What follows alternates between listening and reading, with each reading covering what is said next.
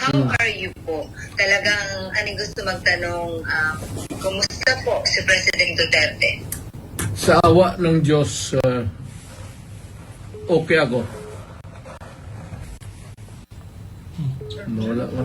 Okay, sir. Hindi na po ako magpapaligoy-ligoy pa, sir. No. Nitong weekend, lalo na kahapon, kami hong nagulantang at nagpanik dahil dun sa balita. Ano po ba talaga ang nakarating sa inyo, sir? Meron daw po ba kayo talagang warrant of arrest? Ano po? Alam mo, ma'am, what is circulating in the city of Manila, it's almost the same that's being spread around dito because of the communications. Very, as a matter of fact, it's almost instant. Ilang segundo lang. So, ang sabi ko, ma'am, is though I do not claim ignorance about the move before and long before and after a few months of respite, nandiyan na naman yung issue. So, I guess this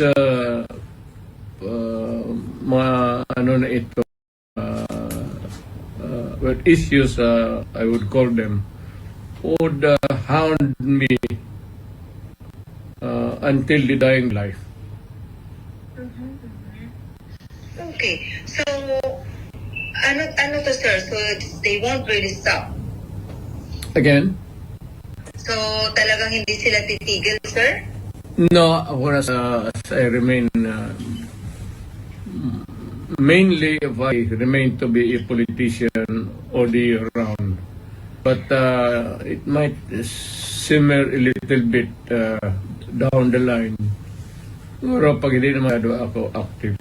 But for as long as I am there in the political arena of the Republic of the Philippines, I would be a constant, not really issue, good copy for whatever I say or whatever I do, and what happened yesterday and what will happen tomorrow.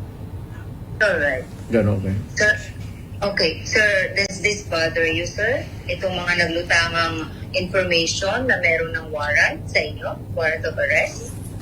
Alam mo, ma'am, sa totoo lang, I have been in politics for almost nearly 30 years. Been mayor and lahat ng klaseng issue. Firstly as vice mayor, congressman, then as president. Hindi ko naman siya nasabi minamaliit ko. Pagyayabang yan eh. But it's almost an day in, day out, month long, year after year. It's has become an irritation, really. Especially if patanda ka na and you still have to deal with the same questions and issues until now. Pero I take it as part of my political life. Kasi nandyan ay early on nagpasok ako sa gobyerno as a prosecutor that verily as early as ilang taon lang pumasok na ako sa politika. Okay. Sir, kung sakali nga po na meron at kayo ay pasoman po, will you appear? Again, ma'am. If ever na meron nga po talaga, kung talagang totoo nga itong warrant of arrest ng mga lumutang, kung sakaling meron nga talaga, what's your plan po? Will you appear kung sakaling ipasoman po kayo, sir? I would say that not really appear on non-appearance, but I will deal with the problem directly, frontally. As a lawyer, gagamitin ko na yung pagka-abogado ko. Okay, sir. So suffice to say that you have been prepared for this po, Mr. President? For the longest time.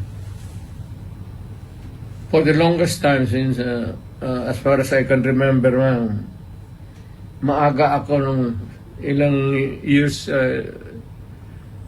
early on, so that would be around siguro, put it lightly, mga first 5 years, first term, second term, nandyan na yan.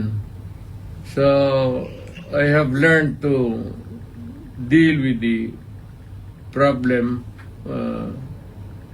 directly, frontally, and walang pasikot-sikot. Alright. I have been very frank all these years. Alright. Okay. Sir, aside from this po, sir, meron din pong i-final sa inyo sa DOJ na insight into sedition. Unang-una, what's your take on this po, sir, na kayo po ay napailan ng ganito, sir?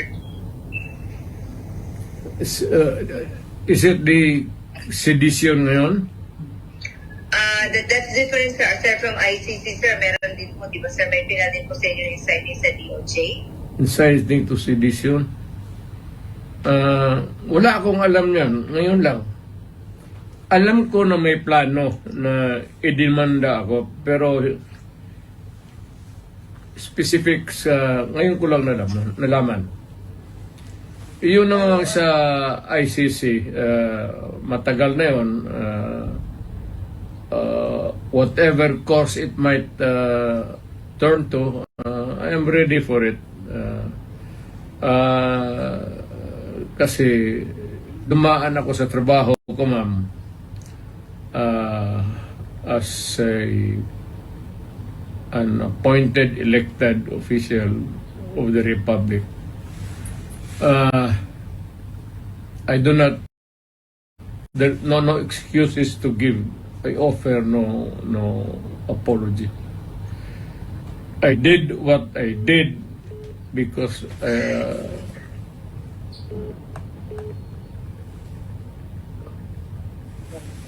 Okay. Well, to continue, I said I did what I had to do kasi trabaho ko at ginawa ko.